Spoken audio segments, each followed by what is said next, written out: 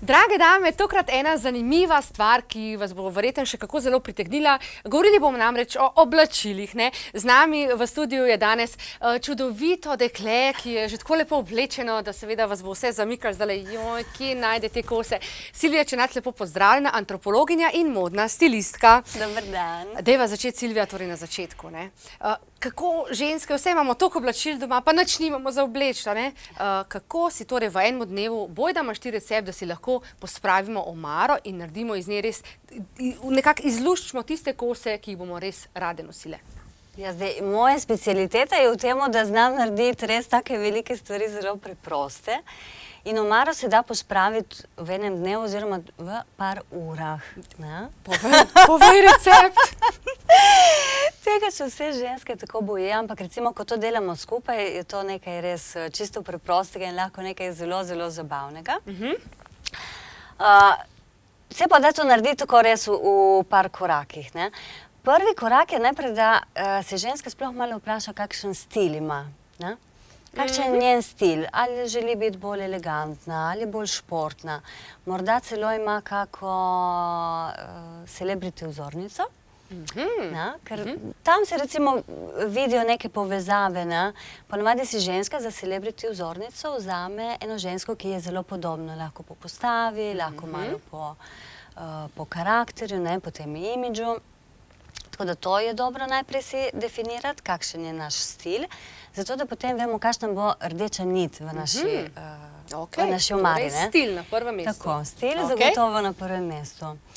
Potem je tudi dobro, da malo ugotovimo sploh, kakšna je naša vrsta postave. No, to mislim, da je problem. Ti samo jabolk pa hruška ni več tako simpel, je še veliko več teh postav, ne? Ja. To lahko na netu, pa na Facebook strani, če ti lahko sledimo, tam boš ti to malo razložila tako strokovno, da se bo vsaka lahko našla. Tako, strokovno. Jaz sledim enemu modelu, ki je Kibejo model, ki ima sicer 13 kategorij, tako da... 13 različnih postav?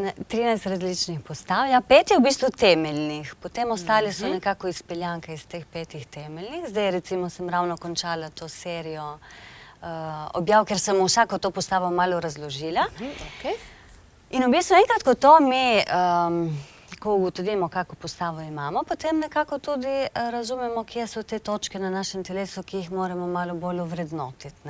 Torej, zdaj, če prav razumem, kakor sem jaz tvoje objave namreč spremljala, ti si v bistvu mnenja, da naj ženska pokaže tisto, kar je lepo na njej.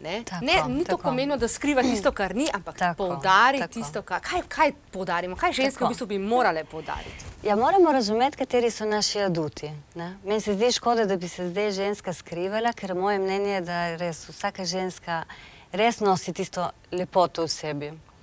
Vsaka jo ima notri, jo ima navzven in včasih je dobro recimo, če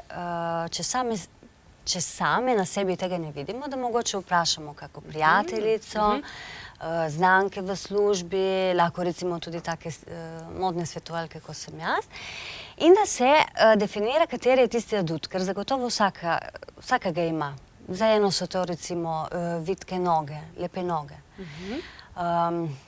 Za eno so to lepi lasje, oči, ker seveda v podobo spadajo tudi vse te lastnosti, tudi make-up, urejanje, ne gre samo za oblačila. Torej, te 3 stvari so tiste, po katerih lahko mi v bistvu si omaro, ki se mečka seveda poglobimo to, torej stil sva rekli, na drugem mestu sva rekli prava postava, da potem vemo, da prilagodimo oblačila in torej poudariti tiste dele telesa, ki pravzaprav žensko naredijo res ženstveno. Tako. Silvija, najlepša hvala za obisk v studiu. Ja, hvala tudi vam. Nasvidenje.